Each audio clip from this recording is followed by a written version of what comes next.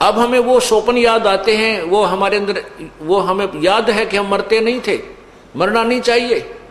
लेकिन यहाँ का नियम है कि जो जन्म हुआ है उसकी मृत्यु अवश्य होगी।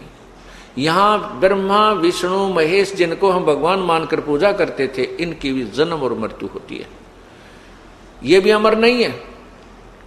देवी भागवत 3 स्कंद अध्याय 4 और 5 में आपको दिखाएंगे, इसी सृष्टि रचना जब शुरू करेंगे आपको समझाने की, उसमें स्पष्ट लिखा है कि दुर्गा इन ब्रह्मा विष्णु महेश की माता है, ज्योति निरंजन ये ब्रह्म इनका पिता है, और ब्रह्मा विष्णु महेश तीनों स्वीकार करते हैं कि हमारा तो जन्म मृत्यु होता है, हम अविनाशी नहीं है।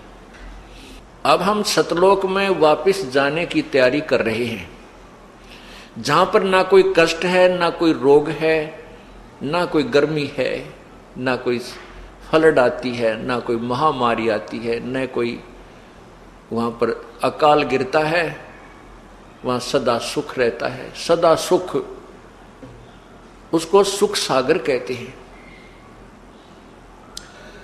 शंखों लहर मेर की उपज कहर नहीं जा कोई, दास गरीब अचल अविनाशी सुख का सागर सोई। शंखों लहर मेहर की उपजे कहर नहीं जा कोई। आप देखते हो यहाँ पर कई बार हृदय में इतनी दया भर जाती है, इतनी दया भर जाती है कि शत्रु भी शत्रु नजर नहीं आता, महसूस नहीं होता, उसके प्रति भी एक प्यार उमड़ आता है। क्यों झगड़ा करते हैं, किस लिए करते हैं, लेकिन वो रहती है अक्षण मात्र ही, कुछ ही देर के बाद वो लहर समाप्त हो जाती है, वो हिलोर चली जाती है, फिर वही अकड़, वही नो की नो गुस्सा, वही अंदर से बकवादें प्रारंभ हो जाती हैं। तो भगवान बताते हैं कि उस सतलोक में ऐसी मेहर की लहर शंखों पल पल यही निकलती हैं, वहां कहर की लहर नहीं है। शंखों लहर मेहर की उपज कहर नहीं जा कोई, दास गरीब अचल अविनाशी सुख का सागर सोई। वो सुख सागर है। जैसे समुद्र में, सागर में जब जहाज बीच में पहुंच जाता है, अन्य वस्तु नजर नहीं आती, केवल जल दिखाई देता है, सर्वत्र सागर ही होता है। इसी प्रकार वो परमात्मा का सतलोक सुख सागर है। सुख सागर, वहां सुख ही सुख है, सुख ही सुख है। जैसे पानी में, समुद्र में दूसरी चीज होती ही नहीं, ऐसे ही सतलोक में सुख के अतिरिक्त कोई वस्तु है ही नहीं, कोई और पीड़ादायक कोई भी वस्तु नहीं है, कोई भी पदार्थ नहीं है, और न ही कोई ऐसा जीव है। अब वो परमात्मा पूर्ण ब्रह्म, सारी सृष्टि का रचनहार, कुल मालिक, अपने लोक से चलकर इस काल ब्रह्म के 21 ब्रह्मंडों में आता है। वो किस लिए आता है, क्यों आता है, इसका एक सीधा सा उदाहरण तो ये बताएंगे। जैसे महाराजा होता है, उसके अंतर्गत सैकड़ों राजा हुआ करते थे, जो पूरी पृथ्वी का शासक होता था, जिसको चक्रवर्ती राजा कहते थे। वो अन्य स्थानों पर जाता था कि उस अक्षेत्र का, उस नगरी का राजा कोई अन्याय तो नहीं कर रहा, प्रजा को पीड़ित तो नहीं कर रहा है। अगर ऐसा वो कर रहा है तो उसको मैं फिर जनता को राहत दूंगा। एक तो उद्देश्य ये होता है। अब इसी प्रकार पूर्ण परमात्मा इस काल के ब्रह्मांडों में आता है। यहां की जनता जब हाहाकार मचा देती है, यहां के जीव तड़फने लगते हैं, तब वो परमात्मा या तो स्वयं आता है, या फिर कोई अपना दास अपनी पावर युक्त, अपनी कुछ पावर उसमें डालकर भेज देता है, अर्थात उसको कुछ शक्ति प्रदान करके भेजता है, जो पुण्य आत्माओं को सुख प्रदान करता है, उसी प्रभु के आदेश और शक्ति से। अब वो परमात्मा पूर्ण ब्रह्म चारों युगों में आते हैं, और यहाँ का जो राजा है, यहाँ 21 ब्रह्मांड का जो प्रभु है, वो ब्रह्म है। पुण्यात्माओं, ये आपको तत्व ज्ञान ऐसा रटवा दूंगा, उंगलियां पर याद हो जाएंगे आपके, ये ब्रह्म के है, पर ब्रह्म क्या है, पूर्ण ब्रह्म क्या है, ब्रह्मा विष्णु महेश की कितनी पावर है। हमने ब्रह्मा विष्णु महेश को कभी बुरा नहीं कहा और ना ही ये बुरे हैं। हम तो ये कहते हैं कि तीनों देवा दिल में बसे ब्रह्मा विष्णु महेश, और प्रथम इनकी वंदना पर सुन सतगुरु उपदेश। ये हमारे प्रभु हैं, हम इस काल के लोक में रह रहे हैं, लेकिन हम इनकी सतीथि बताते हैं, इनकी पावर से आपको परिचित कराते हैं। जैसे एक स्टेट का मंत्री, एक राज्य का मंत्री, एक प्रांत का मंत्री होता है, उसकी पावर होती है, उसमें भी शक्ति होती है, लेकिन वो प्रधानमंत्री के बराबर नहीं होता। हमने यही गलती कर रखी है कि एक स्टेट के मंत्री को हमने प्रधानमंत्री मान रखा है। ये अज्ञानता है, इसको तत्व ज्ञान से हमने समझना है। ब्रह्मा विष्णु महेश एक मंत्री हैं, एक एक विभाग के, और एक ब्रह्मांड में, एक प्रांत में। इस काल भगवान के 21 प्रांत हैं। ये मुख्य, यहाँ का मुख्यमंत्री है, समझ लो 21 प्रांतों का। वैसे तो प्रांतों क्योंकि उदाहरण देने के लिए कुछ हमने अलग से, वास्तविकता से कुछ भिन्न बेशक हो, लेकिन समझने के लिए काफी होती है।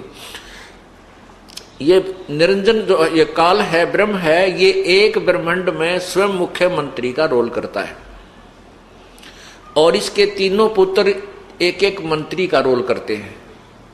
अन्य जो नीचे देवता हैं, कोई कुबेर है, वो खजान इसका वित्त मंत्री है, और वरुण है, ये जल का सिंचाई मंत्री है, ये अन्य मंत्री। लेकिन इनमें भी जो विशेष मंत्री हैं वो 3 ही हैं। इन तीनों के अंतर्गत अन्य काम करते हैं।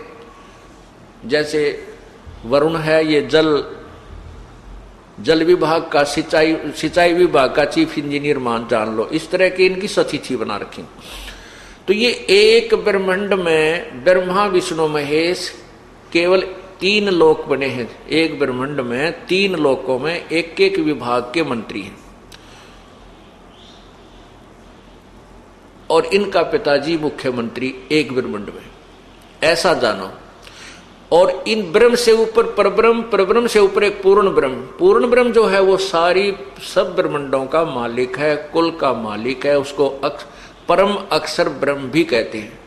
पवित्र गीता जी अध्याय 7 श्लोक 29 में गीता ज्ञान दाता प्रभु कह रहा है कि अर्जुन, जिस समय तुझे सभी आध्यात्मिक ज्ञान हो जाएगा और तू मेरे से परिचित हो जाएगा, और तत्ब्रह्म से, उस परमात्मा से तू परिचित हो जाएगा, फिर संसार की कोई ही वस्तु की तू इच्छा नहीं करेगा, कोई डिमांड तेरे मन में नहीं रहेगी। देखो कितना अच्छा ज्ञान है पवित्र गीता जी का, लेकिन आज तक हमारे को समझाने वाले नहीं मिले ठीक से। इसमें कहा है, गीता बोलने वाला भगवान अर्जुन को कह रहा है कि अर्जुन, जब तू पूर्ण रूप से तत्व ज्ञान से या आध्यात्मिक ज्ञान से पूर्ण रूप से परिचित हो जाएगा, और फिर मुझे समझेगा, और फिर तत्ब्रह्म को जानकर यहां की कोई भी वस्तु तू नहीं चाहेगा। 7वें अध्याय के 30 श्लोक हैं। 29वें श्लोक में ये शब्द बोले हैं। जब 8वां अध्याय प्रारंभ होता, अर्जुन ने सबसे पहले यही प्रश्न किया कि हे भगवान, किम तत्ब्रह्म पुरुषोत्तम, वो तत्ब्रह्म कौन है जो आपसे भी ऊपर है, आपसे भी कोई अन्य है, और उसको जानने के बाद आपकी सचिथि का पता होगा। तत्व ज्ञान को जानने के बाद आपको भी मैं समझूंगा, और वो ब्रह्म कौन है, तत्ब्रह्म कौन है, उसके बारे में बताइए। गीता ज्ञान दाता ने, गीता बोलने वाले प्रभु ने गीता जी के 8वें अध्याय के 3 मंत्र में श्लोक में कहा है, वो परम अक्षर ब्रह्म है, वो परम अक्षर ब्रह्म है। यानी गीता बोलने वाले परमात्मा भगवान से कोई और परमात्मा है, उसके विषय में गीता ज्ञान दाता कह रहा है, वो परम अक्षर ब्रह्म है। 8वें अध्याय में ही फिर आगे चल के 5वें और 7वें श्लोक में गीता ज्ञान दाता भगवान अपने बारे में कह रहा है कि मेरी भक्ति कर, मुझे ही प्राप्त होगा। और 8वें अध्याय के 8, 9, 10 श्लोक में लिखा है कि जो व्यक्ति उस तत्व ब्रह्म यानी परम अक्षर ब्रह्म की साधना करता है, अंतिम श्वास तक उसकी पूजा करता हुआ शरीर छोड़कर जाता है, उस परम दिव्य पुरुष सूर्य सदृश पर प्रकाशमान उस परमात्मा को प्राप्त हो जाता है। ये अपने पवित्र गीता जी का अनमोल ज्ञान है। अब वो परम अक्षर ब्रह्म वो सारी सृष्टि का मालिक है।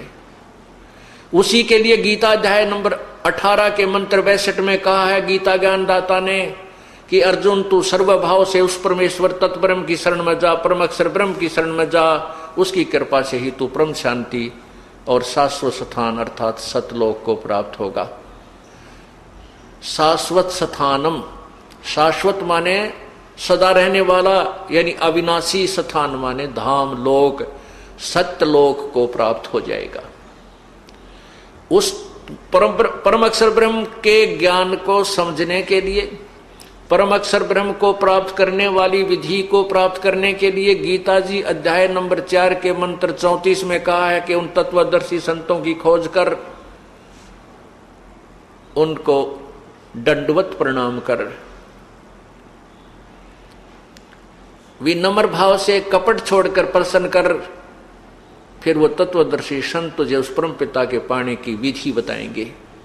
गीता ज्ञानदाता कह रहा है कि उस परम अक्षर ब्रह्म के विषय में मुझे ज्ञान नहीं है, वो उसकी प्राप्ति की विधि मुझे मालूम नहीं है, उसके लिए कोई तत्वदर्शी संत उसी प्रभु का भेजा हुआ आएगा, उस तत्वदर्शी संत को खोजना।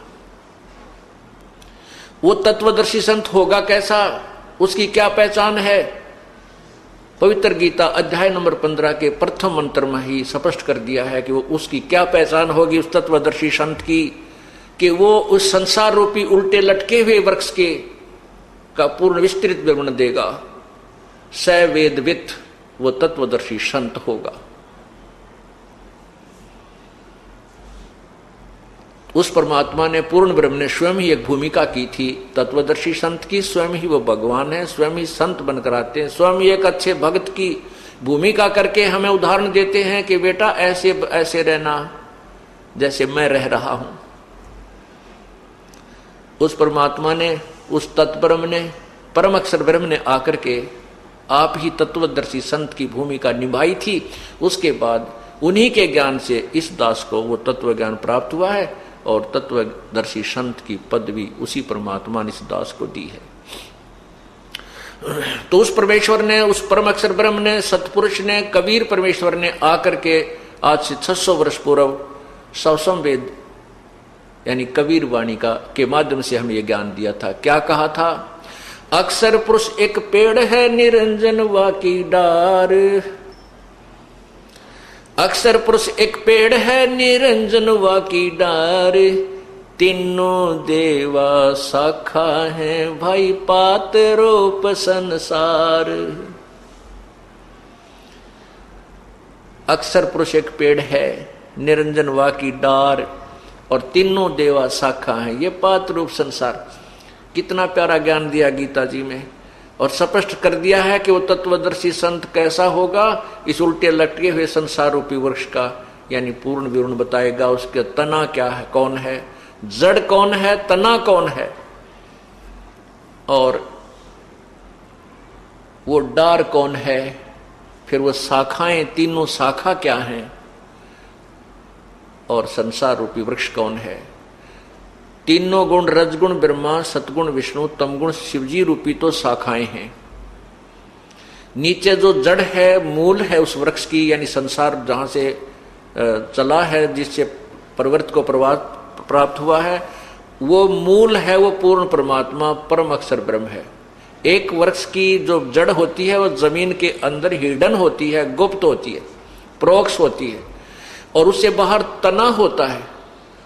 तना नीचे जो जड़ है वो तो परम अक्षर ब्रह्म जानिए, और जमीन से बाहर तुरंत जो मोटा हिस्सा भाग होता है वृक्ष का, उसको